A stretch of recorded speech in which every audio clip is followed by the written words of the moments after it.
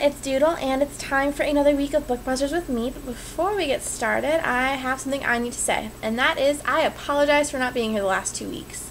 Now, if you guys want the details, I will give them to you right now. I found out that I will not be graduating as I anticipated in a week because I was not aware that the number of community service hours was per academic year enrolled in exercise physiology.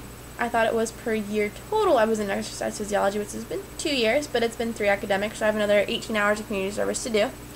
So that set me back just a little bit, and I didn't find out about that until Thanksgiving break, and then I was kind of screwed. So I went ahead and set up my schedule for next semester. I had to get all of that hammered out and set up and whatnot, so I did that. And then beyond that, I've just been organizing everything else I need for my thesis, which I turned in yesterday, and Sunday, and then my thesis presentation, which will happen Tuesday, which is later today, I guess, when you guys are seeing this. I'm recording Monday night, and then next week I have a final and a group presentation on Thursday. So I'm just winding down, getting everything taken care of, bundled up with a nice bow. So that was my long-sorted answer, and now to this week's question, which was brought to us by Amy. She asked us to talk about our most anticipated books of 2013.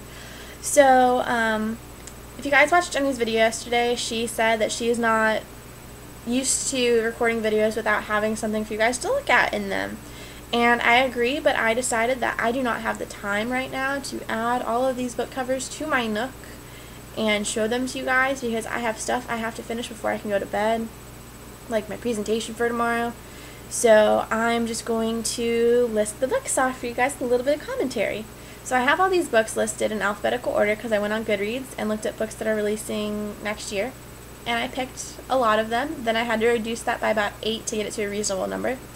So I will be sharing with you guys lots and lots of books. So let's move on to the first 2 books on the list because they're by the same author, and that would be Apollyon and Centennial by Jennifer L. Armentrout. I am so excited for Apollyon, like beyond excited.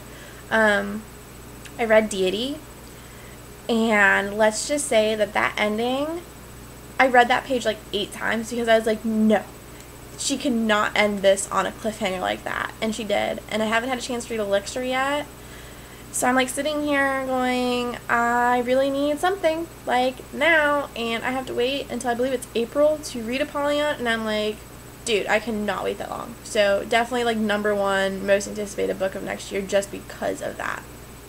So then the next on the list would be Ashes and Ice by Rochelle Maya Collin, and this one, the cover is gorgeous, absolutely most stunning cover. Like, I love it. I could die happy when I have this book on my shelf because you guys seriously need to look at it. But this one's about a girl who wakes up with blood on her hands and doesn't remember anything prior to waking up, which is kind of cool, and I'm kind of really excited. So that's definitely most anticipated next year. I think that's like #2 or #3 on my list. Then I have Chantress by Amy Butler Greenfield, which is about a girl who's not allowed to sing, and then she sings and we find out that she's a siren, which is kind of cool. Then next on the list is Dare to You by Katie McGarry, and if you guys have checked out the review for Pushing the Limits on the blog, you'll know that I absolutely 100% loved the book, and I'm dying to get my hands on Dare to You.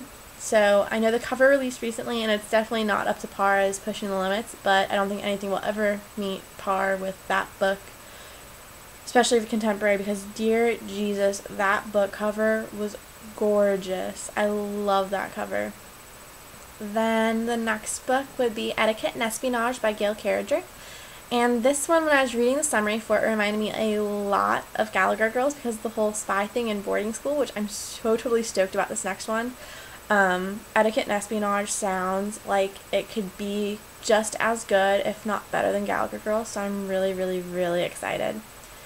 Then Falling for You by Lisa Schroeder, and this one, the main character has been abused by her stepfather, if I remember correctly, and then she gets into this relationship with a guy, and she ends up spending a little more time with her other guy friend, and he becomes jealous, and she somehow ends up in the ICU.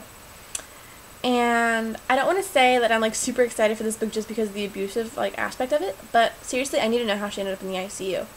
But I'm a huge fan of nitty-gritty books, which abusive relationship books fall into, and I cannot wait to read like all of them. I love those kinds of books. The nitty-gritty dark side, and it's always so fun to read. Then the next book is Undone by Kat Clark, and this one I'm really excited for just because of the book, another book of hers that I've read, and the review, like, you could tell how much I loved her book just based off the review, and that review would be for Entangled. That book was a freaking roller coaster. I was up and down. I'm like, holy bejesus, it was so good. I was so confused and so lost, and then it was like made totally clear, and I was like, really? It was such an amazing book. Like, wonderful. It was the best suspense book I've ever read. So I'm really excited for Undone, and I'm hoping it lives up to its predecessor. I'm really hoping it does. Then the next book is Uses for Boys by Erica Lorraine Schitt, and this one I've already pre-ordered. I liked the cover that was all black with a guy and a girl tangled in Christmas lights. I thought it was really pretty and cute. But the main reason I ordered this book was because the title. I think Uses for Boys is hilarious, and I'm hoping that it's good. I'm praying to God this book is good, because I don't think any book could be titled that epically and not be good. So I'm really hoping, crossing my fingers, that I really enjoy the book. Then the next book I have is Walking Disaster by Jamie McGuire, and this is written from Travis's point of view. So Beautiful Disaster was a book where you either love it or you hate it, and I was one of those people who loved it because, as I've told you for Falling for You, I like books that are nitty and gritty, and Travis and Pidge have an abusive relationship.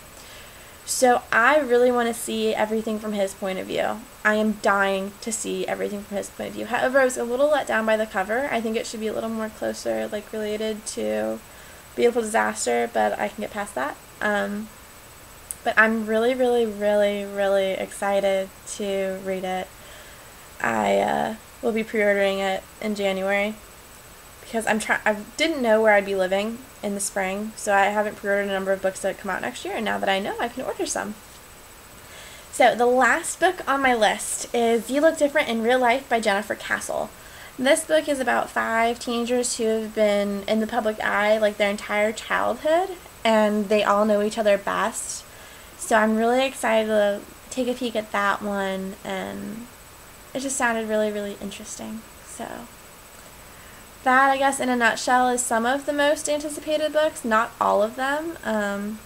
If you wanted a list, it'd take me a while to make it, but those are some of my most anticipated books of 2013. So now I'm turning it around to you guys. What do you guys want to read, like, ASAP, as soon as it comes out in 2013?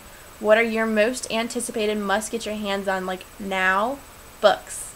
I want to know. So I will see you guys next week, and Doodle is out.